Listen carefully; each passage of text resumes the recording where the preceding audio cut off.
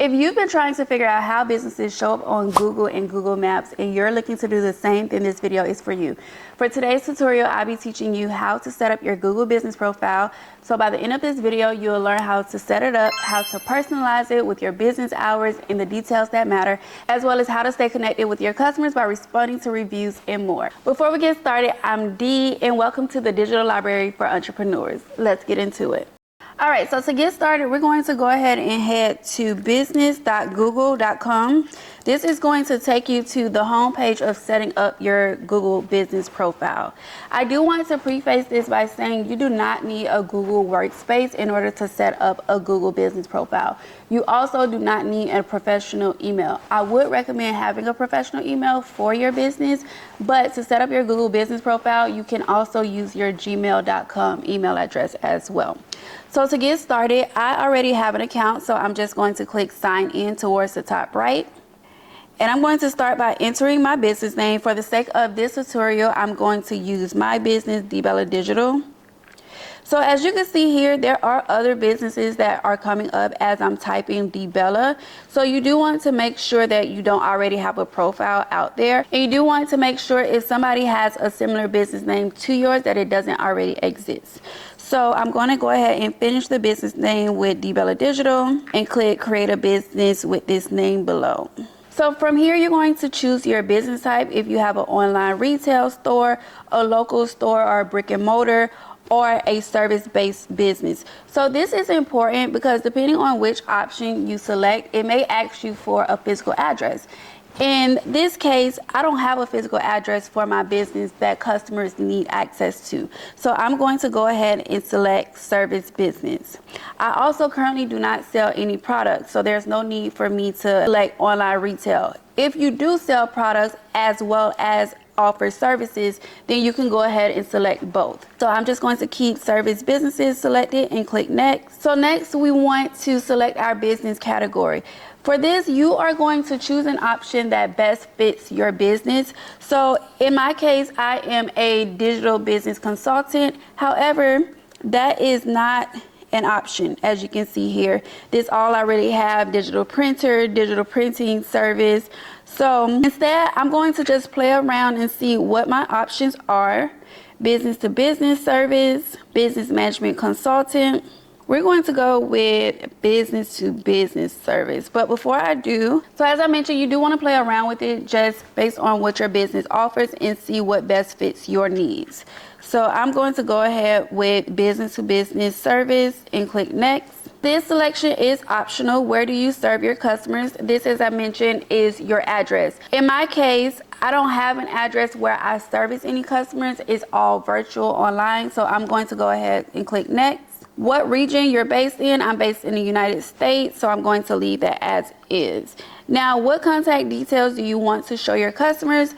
I don't have a phone number where I want anyone to contact me, so we're going to skip that. And I'm going to enter my website, if I can spell today. If you have a chat option or you want people to be able to text you, you can add that as well. I'm going to click next. I don't need those other things. And this is just if you want to receive any news, tips, or invitations to surveys or anything. I'm going to leave that unselected and click continue. All right, so next you do have to verify your mailing address for the purpose of setting up this account. So I'm just going to input my mailing address. You also have the option to verify later if you saw at the bottom, but I'm going to go ahead and verify. I already had a previous business account that I deleted for the purpose of this video. So we're just going to continue. Now you're going to add your services. You can go ahead and add the services that you have, or you could go ahead and skip. For the sake of this video, I'm just going to add one just so you all can see, and we're going next. Next is those business hours. This is very important, especially if you have an office location where customers are going to be coming in. So you do want to make sure your business hours, which we see time and time where you go search for a place, maybe you're on your way and come to find out they're closed when their Google hours says they're open. So you do want to make sure that you keep this up to date, especially around holiday seasons. For me, I'm just going to put Saturday and Sunday, 24 hours. And next is going to be your business description. So for me, we are a digital library for entrepreneurs. if I can spell entrepreneurs. All right, and if you look towards the bottom right, you do have up to 750 characters that you can add. So I'm going to leave it with this description for now and click next. Next is your images. Again, this is all about personalizing your digital profile so that when your customers are searching for you or a business like yours, this is going to be what they see at first glance. Google does offer a $500 advertising credit. You can go ahead and take that credit if you are going to be running ads through your Google account. For this tutorial, I'm going to skip that for now and continue on with creating the business profile. All right, so once that's complete, this is the page that you're going to be brought to. You can always come back to this page by either going to business.google.com or simply searching your business name in Google, and this should come up. As you can see, if you look to the right, it does look a little familiar as when you're searching for other businesses pages, how you can see the map or their location, as well as the business name, their hours, etc. This view is just because this is your profile. Some things that I want you to take note of is one where it says profile strength. So if you click complete info, these are the things that we did not complete. Add a storefront photo, add photos of your business. If I click next, it's just going to take me back through adding those two. So next, under where it says your business on Google, if I click see performance, this is going to be your analytics for your Google business profile. So it's going to provide you an overview of how many people are clicking or seeing your business profile, how many people made calls to your business if you choose to add a phone number, how many people have booked through your business profile if you choose to add a link for booking, and how many people have clicked on your website link and went from your business profile to your website. So this is where you're going to search for your analytics. I want to go to edit profile. So here, in addition to some of the things that we already filled out, you're also going to have a few more options. So as you can see, we already did our business name, business category. So your opening date, you can add if you choose when your business opened. You have your phone number in chat, which we skipped. We have those hours, as I mentioned before. We do want to make sure we keep those updated. We have special hours. So as I mentioned, you have your holiday hours. So here you can add a date. Let's say February 14th. And you can put your special hours. So when that date comes up, it's basically going to automatically adjust from your normal scheduled business hours. And as you can see below, you have the option to add more hours if you see fit.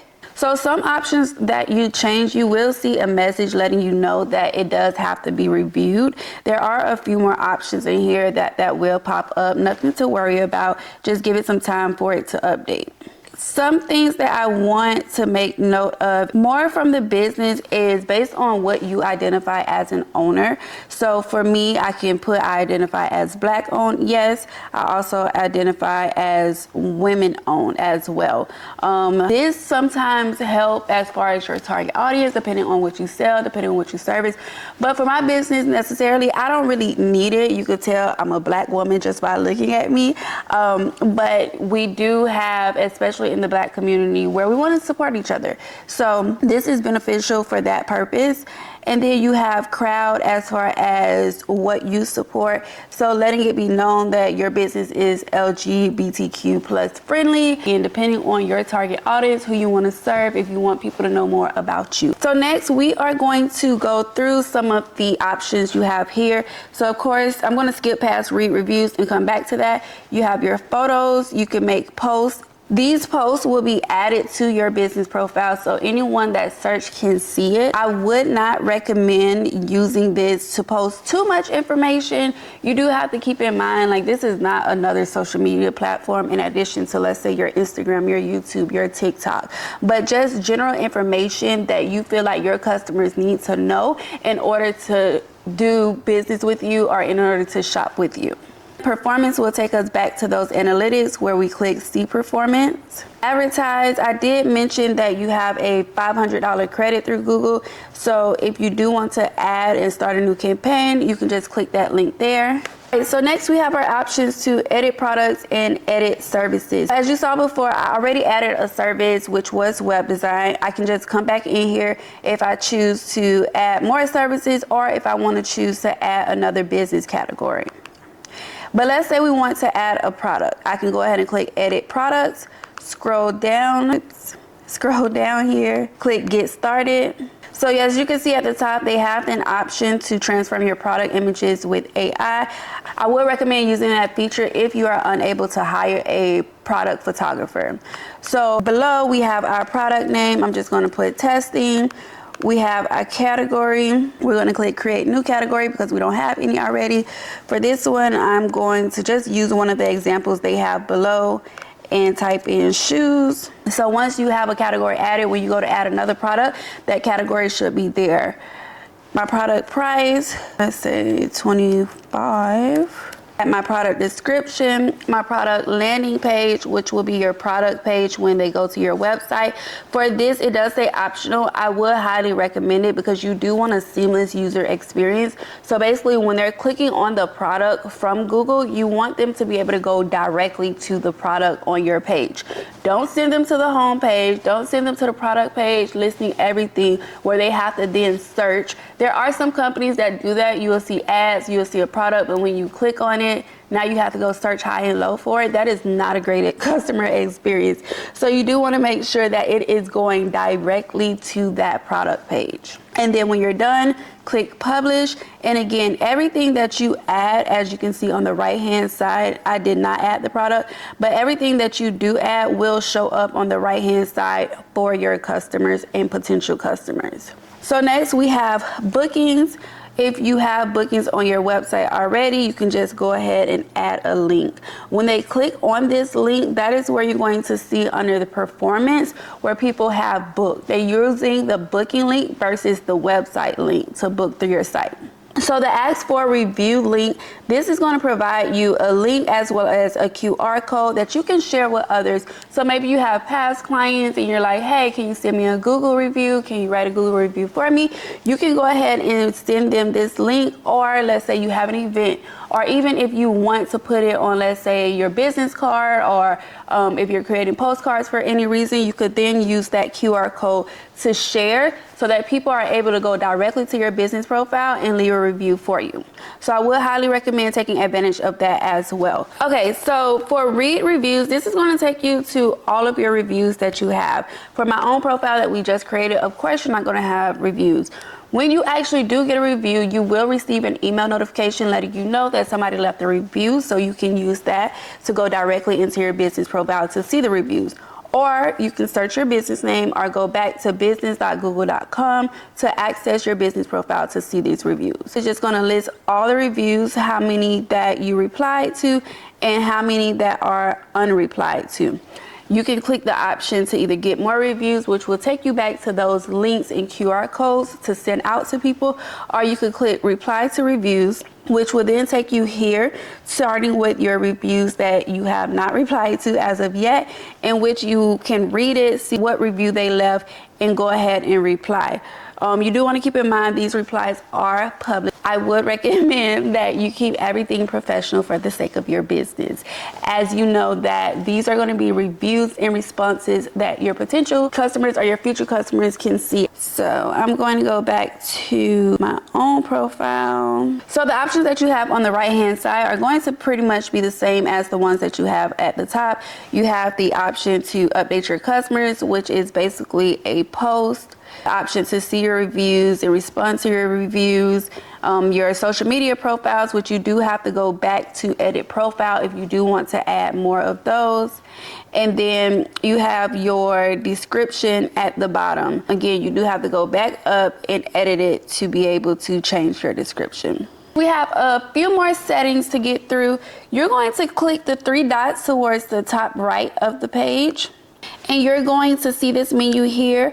Starting with your business profile settings, you do have the option to add additional people. So let's say that you are running a business and maybe you have a business manager, or maybe you have a social media manager. You can then add them here and then make them either an owner or a manager, and it'll automatically send them an invite when you press the invite button, in which they can then access your business profile.